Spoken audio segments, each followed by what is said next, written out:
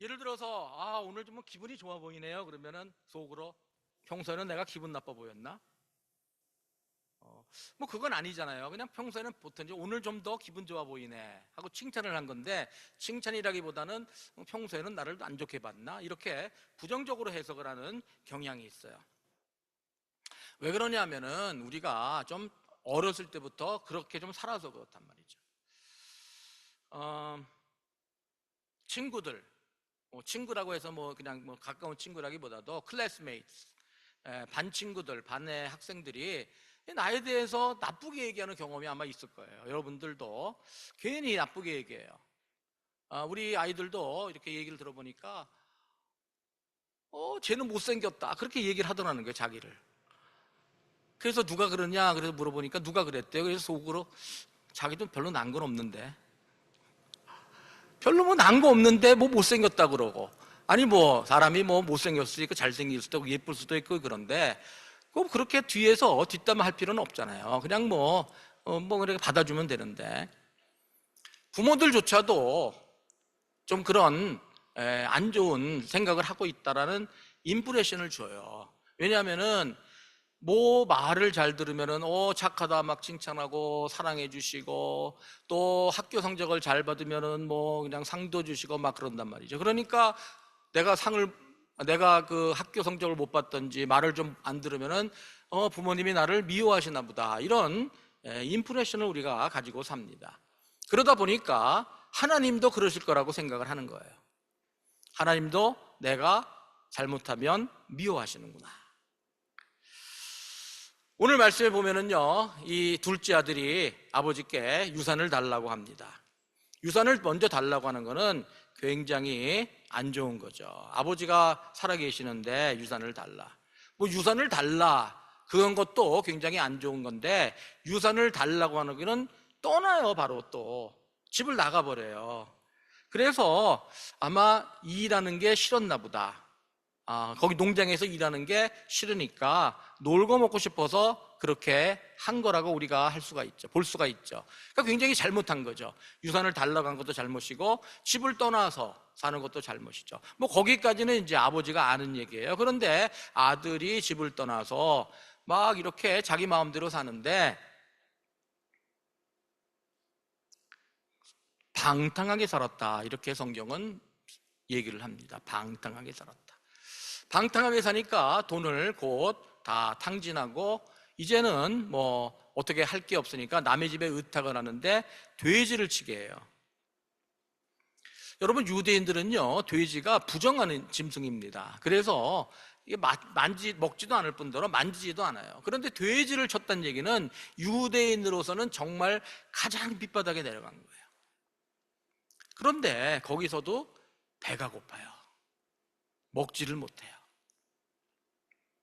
아니 뭐 돼지가 먹는 거라도 좀 먹었으면 하는데 먹을 걸 주는 사람도 없어요.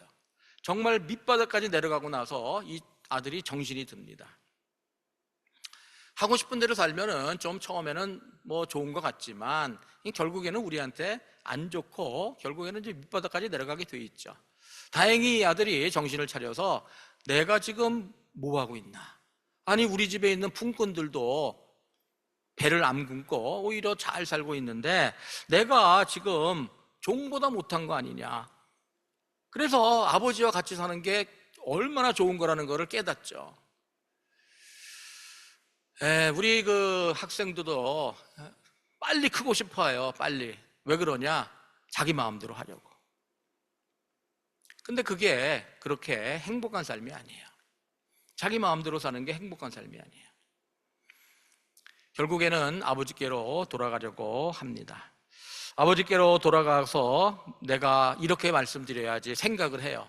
내가 하늘과 아버지께 죄를 지었습니다. 이제는 아버지의 아들로 제가 대우받을 자격이 없고 품꾼으로 삼아주세요.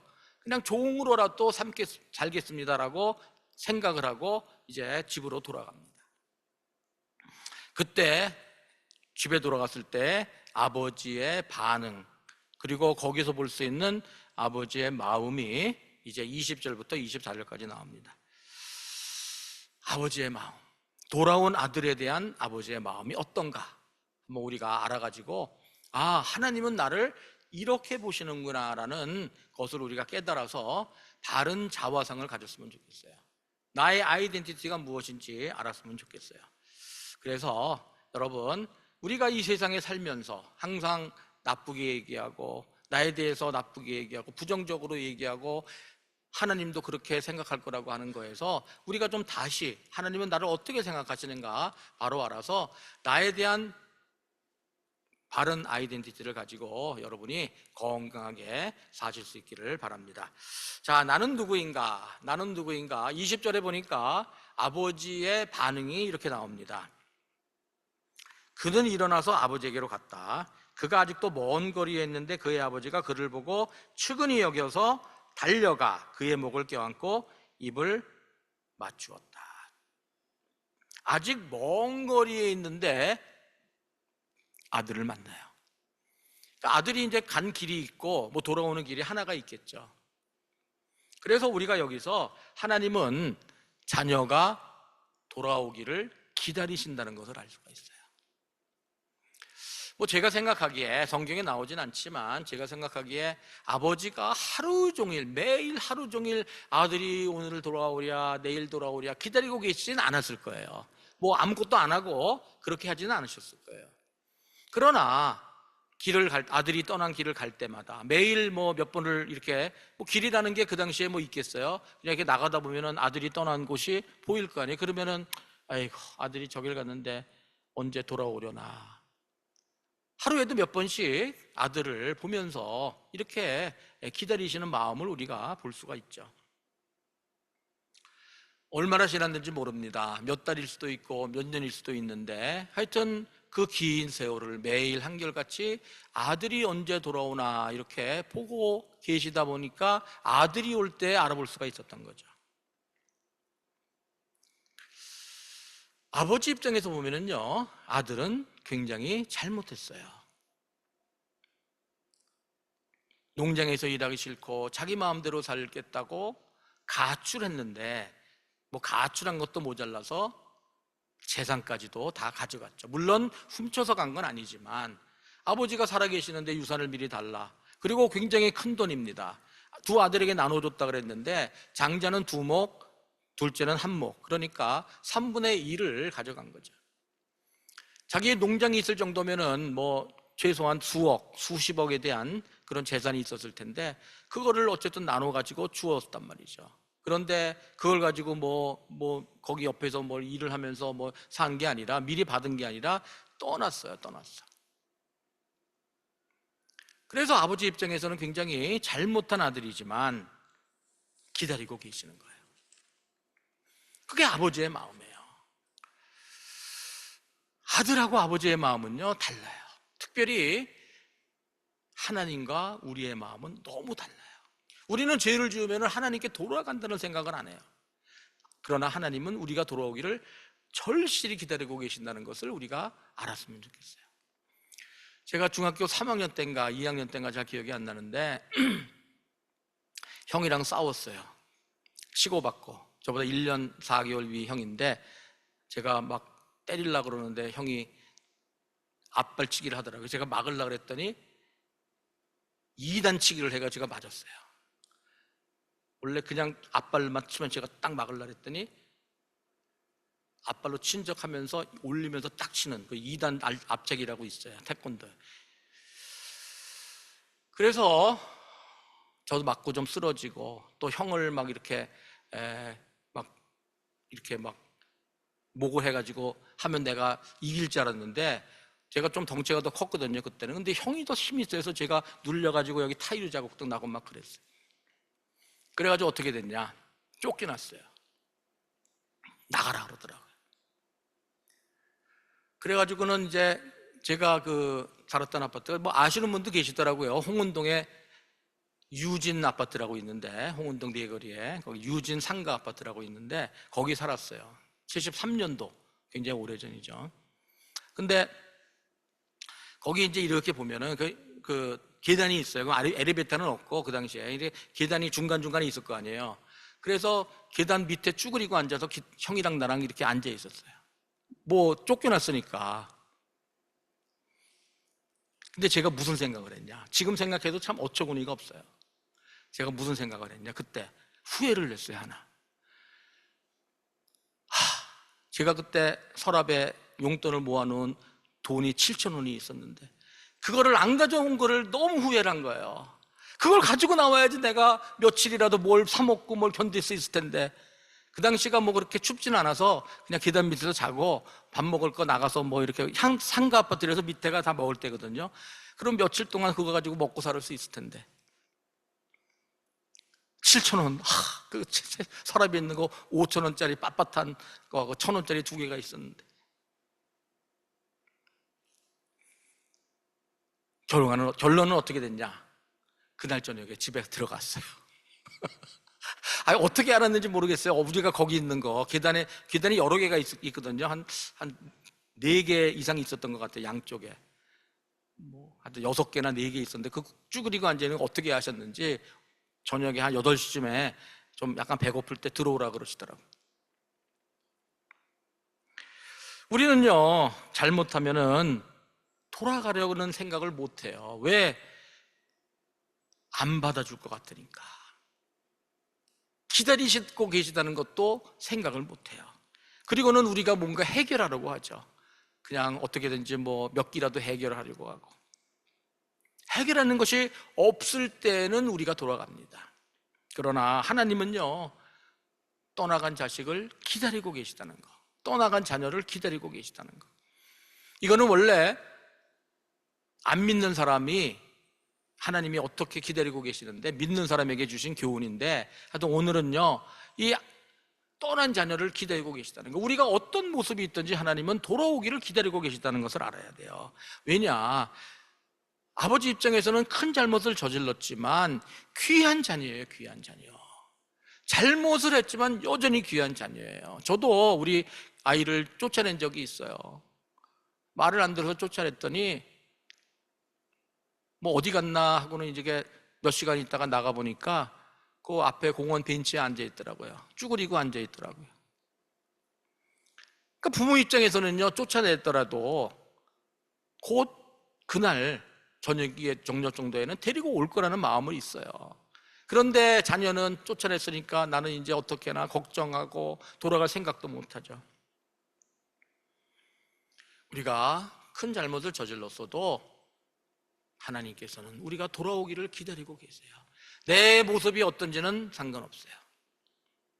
그냥 빨리 다시 하나님께로 돌아와서 하나님과 관계를 회복하고, 하나님을 믿고 하나님과 관계를 회복하고, 어쨌든 우리는 돌아가면 된다는 것을 알고 살았으면 좋겠습니다. 두 번째로는 하나님은 돌아오는 자녀를 환영하세요. 환영하신다. 기다리시는 것뿐만 아니라 환영을 하세요. 우리 몇 달 전에 제가 이 설교 말씀을 이제 하면서 우리가 전도해야 된다 말씀을 전했는데, 그때 이제 렘브란트의 탕제 그림을 제가 보여드린 적이 있는데, 그때는 뭐 이게 좀 안 좋았는데 조금 잘 보이네요. 이 아들 머리가 빡빡이에요. 일단 머리가 빡빡. 저 빡빡이라는 하여튼 머리가 빡빡이라는 거는 좀 험한 삶을 산 거죠. 그렇죠? 벌써 자기가 뭐 이렇게 멋을 낸 게 아니라 그냥 뭐 되는 대로 막 이렇게 머리를 짧게 자른 거죠. 그리고 옷을 보세요. 옷, 뭐 신발도 그렇고 누더기를 입고 있잖아요. 그러니까 아버지가 이 아들을 봤을 때는 이런 모습이었단 말이에요. 그러니까 벌써 이 아들이 어떤 상황이면 딱 보면 알죠. 아, 망했구나. 망한 것도 쫄딱 망했구나. 완전히 망한 거예요. 그리고는 터덜터덜 온단 말이에요. 그런데 아버지는요, 다시 본문으로 돌아가면은 아버지는 그를 보고 측은히 여겨서 달려갔다 그랬어요. 그를 보고 측은히 여겨서 달려갔다. 그러니까 일단 아버지는요, 아들이 떠날 때는 그때도 잘못했죠. 유산을 먼저 달라고 그리고 농장에서 일하기 싫으니까 나갔어요. 정말 우리 인간적으로 생각하면 나쁜 아들인데, 돌아올 때는 더 잘못한 것을 아는 거잖아요. 그걸 다 잃어버리고 지금 적꼬라전이로 온다? 적꼬라전이가 아니라 적꼬라지로 온다? 그런데 달려갔다 그랬어요. 당시에도요, 우리나라 사람들이 옛날에 뭐 양반들은 안 뛰지 않았다 그러는데 그 당시에도 노인들은 뛰지 않았대요. 이스라엘 사람들이 뛰지 않았대요. 그런데 왜 뛰었을까? 자기도 모르게 뛰어진 거예요. 한번 이런 상상을 해봤어요. 만일 이 아들이 번듯한 모습으로 돌아왔다면 뛰셨을까? 답은 없습니다. 여러분 고민하지 마세요. 번듯한 모습, 제가 상공부 같은 거 물어봤을 거예요. 어땠을까? 뭐 이렇게 얘기했을 텐데 아마 뛰지 않으셨을 가능성이 있어요. 물론 이제 뭐 돌아왔으니까 뭐 했지만 뭐 아마 기다리셨을 거예요. 그래서 그래 오랜만이다. 그래 어떻게 잘 지내? 그래 어떻게 살았어? 뭐 이런 얘기를 물어보셨을지 모르죠. 그런데 아들의 모습을 보니까 꼴이 말이 아닌 거예요. 한눈에 봐도 쫄딱 망한 것을 우리가 알 수 있죠. 그러니까 측은히 여기는 마음이 들은 거예요. 측은히 여기는 마음. 그 마음 때문에 아버지가 뛰어진 거라고 생각해요. 뛰어진 거. 그러면은 아버지가 막 달려오시는데 뭐 제가 그냥 세상적인 언어로 얘기하나 저 노인이 저거 갑자기 왜 뛰어오시지? 아들은 무슨 생각을 했을까? 아이고 난 이제 죽었다. 날 패실 것 같아. 때리실 거 아니에요. 막 내가 이렇게 왔는데 엄청 혼내시고 나를 때릴 거 아니야. 그래도 노인인데 내가 참아야지. 아이고 이런 생각을 했겠죠. 그 당시 율법은요 굉장히 엄격했습니다. 신명기 21장 18절에서 21절에 보면은 부모 말을 듣지 않고 반항만 하는 불효자식이 있으면 사람들에게 이웃에게 얘기를 하면은요 그 이웃이 그 아들을 때려 죽이라 그랬어요. 불효하는 자식은 때려 죽여도 되는 게 그 당시에 율법이었어요. 돌로 쳐서 죽였어요. 때려 죽이는 게 돌로 쳐서. 어쩌면은 그것까지 생각했을지 몰라요. 아버지가 나를 동네 사람들한테 데리고 가서 나를 돌로 쳐서 죽일지도 않는가 하는가. 왜 이렇게 뛰어오시지 갑자기? 얼마나 화가 나셨을까? 이런 생각을 했을지 모르죠. 그런데 아버지가 오셔가지고 나를 때리실까 하고는 아마 좀 움츠리고 뭐 어떻게 좀 사실 뭐 아무것도 뭐 할 것도 없죠. 근데 뭐라 그러셨어요? 그의 목을 껴안고 입을 맞추었다.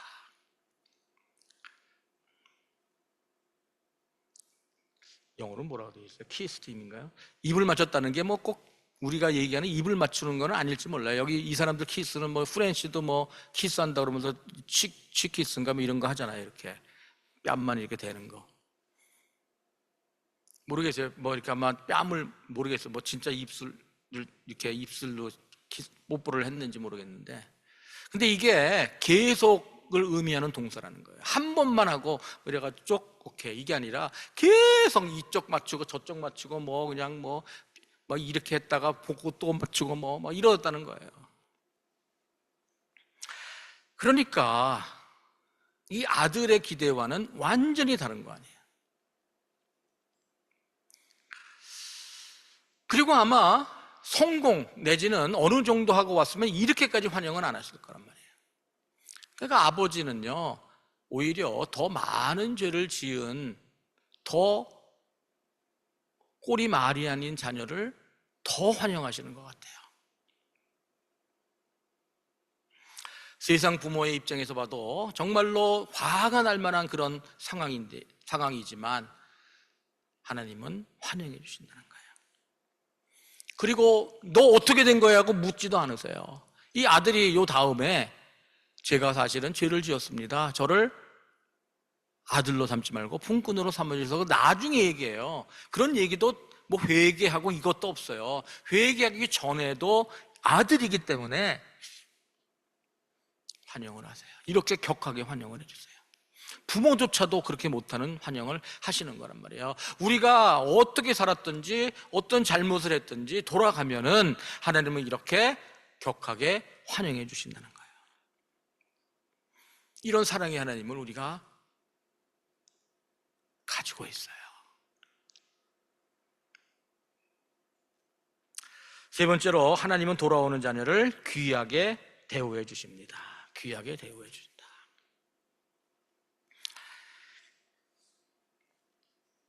이제 아들은 아버지를 만나서 막 입을 맞추고 환영하고 그러는데, 자기가 오기 전에 생각했던 것을 말씀을 드려요. 오기 전에 무슨 생각을 했습니까?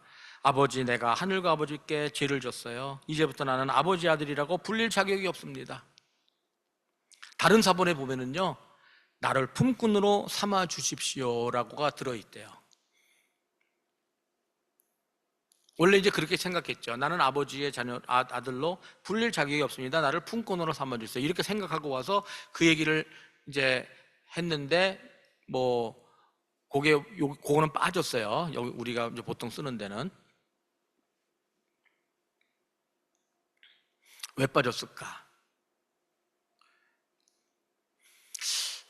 이것도 제 상상이에요. 나는 아버지의 아들이라고 불릴 자격이 없습니다. 나를 품꾼으로 삼아 주십시오. 이렇게 얘기를 하려고 그랬는데, 나는 아버지의 아들이라고 불릴 자격이 없습니다라고 했을 때에 아버지가 말을 끊고 나온 것 같아요. 제 생각에는. 우리 그 드라마에서도 이렇게 하다가 중간에 끊고 나오고 그럴 때는 약간 어색하잖아요. 별로 중요한 얘기는 아니니까 넘어가겠지만, 어쨌든 이렇게 아버지의 아들로 불릴 자격이 없습니다. 나를 품꾼으로 삼아주세요가 나오기 전에 아버지가 뭐라 그러냐? 종들에게 얘기해. 아들이라고 불릴 자격이 왜 네가 아들이 아니야? 종들한테 얘기하는 거예요. 뭐라 그럽니까? 가장 좋은 옷을 가져와. 손에 반지를 끼우고 발에 신을 신겨라. 살진 송아지를 끌어내다가 잡아라. 네가 왜 아들이 아니야? 얘기하는 거야. 네가 왜 아들이 아니야? 저는 아들이라고 불릴 자격이 없. 네가 왜 아들이 아니야? 너는 아들이야. 그것도 귀한 아들이라는 게, 귀한 아들. 좋은 옷, 가장 좋은 옷, 가장 좋은 옷 입혀. 이 아들은 지금 이런 누더기 같은 옷을 입을 사람이 아니야. 가장 좋은 옷을 입혀라. 손에 반지를 껴.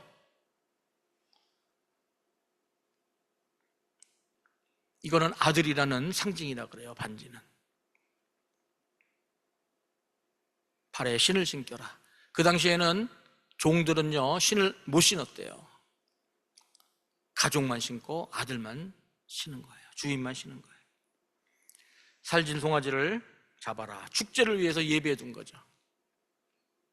보통 때는 이런 송아지를 잡지 않을 거 아니에요. 그런데 가장 좋은 옷을 입히고 손에 반지를 끼고 발에 신을 신기고, 그리고 살진 송아지를 잡아서 귀하게 대우를 해주시는 거예요.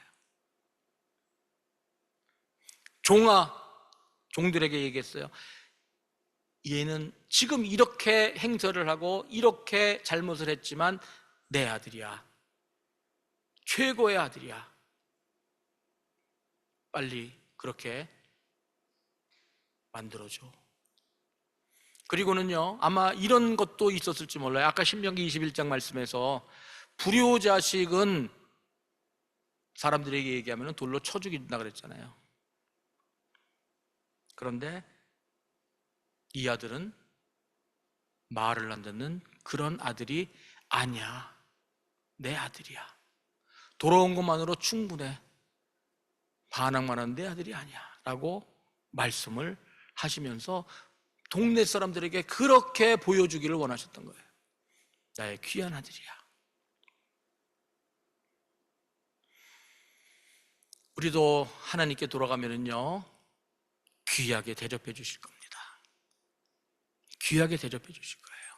그리고 우리를 정죄하고 나쁘게 얘기하는 사람한테 얘는 나의 귀한 아들이라고 보여주실 정도로 귀하게 해주신단 말이에요.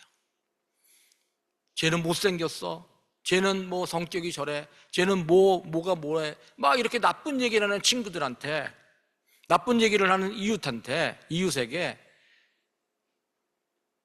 나의 자녀는 그런 사람 아니야, 귀한 자녀야, 내가 이렇게 귀하게 대우하는 자녀라고 우리를 귀하게 대우해 주시는 하나님이시라는 거예요. 우리는 그런 하나님을 아버지로 모시고 있습니다. 우리 학생부 우리 여행도 좀 가고 그런 것 같은데, 또 새로운 우리 주일학교에서 새로운 아이들도 있는데, 여러분, 누가 여러분을 그렇게 나쁘게 얘기하고 부정적으로 얘기하고 그러더라도 개의치 마세요.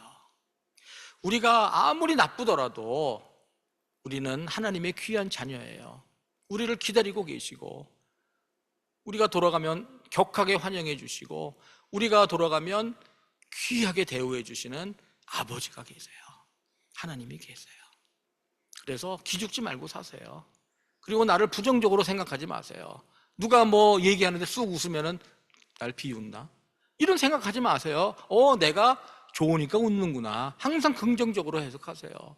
왜? 아버지께서, 만물을 지으신 아버지께서 여러분을 그렇게 생각하고 계시는데, 귀하게 생각하고 계시는데, 귀하게 대우해 주시는데 왜 그렇게 자신감 없이 부정적으로 사냔 말이에요. 하나님은 이렇게 우리가 누구인지 알려주시고, 이런 하나님을 마음을 알아서 귀한 건강한 자아성을 가지고 귀한 자녀로 살기 원하세요.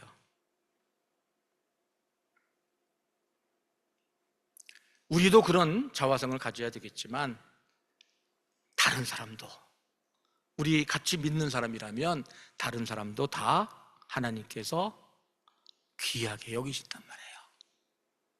다 귀하게 여기는 사람이에요. 그래서 나쁜 얘기하지 마세요. 사람들에게 나쁜 얘기하지 마세요.